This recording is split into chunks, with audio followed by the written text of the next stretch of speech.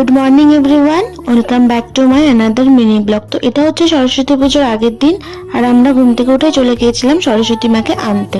তারপরে ঠাকুর পছন্দ করে সেটাকে আমরা টোটোতে উঠিয়ে নিলাম, আর যা যা বাজার করার ছিল ফল মূল সব কিছু কিনে নিয়ে বাড়ি চলে আসলাম। তারপরে স্নান করে নিয়েছিলাম, সবাই মিলে রেডি হয়ে চলে গেছিলাম। রামের একটা মেলা হচ্ছিল এখানে, তো সেখানে তারপর চলে গেলাম মেলায়। আর এই যে এখানকার ঠাকুর, আর ওখানে কীর্তন হচ্ছিল, লোকজনও বেশ ভালো হয়েছিল। তারপর থেকে ওখানে প্রসাদ খেয়ে আমরা চলে গিয়েছিলাম।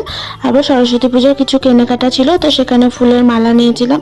আর ভেবেছিলাম ঠাকুর যে জায়গায় রাখবো সেখানে একটু টুকটাক ডেকোরেশন করব, তাই ডেকোরেশনের জিনিস নিতেও গেছিলাম। আর পুজোর বাজার করতে যে দোকানে না গেলেই নয়, মিষ্টির দোকান, তো সেখানে গিয়ে মিষ্টি নিয়ে নিয়েছিলাম। আর বাজার কমপ্লিট করে বাড়ি এসে তারপর আমরা ডেকোরেশন শুরু করে দিই। ফার্স্টে লাগিয়ে নিয়েছিলাম এরকম একটা লাল কাপড়, আর এই যে আমাদের ফাইনাল ডেকোরেশন, বাড়িতে যা সব জিনিস ছিল সেটা দিয়ে করেছি।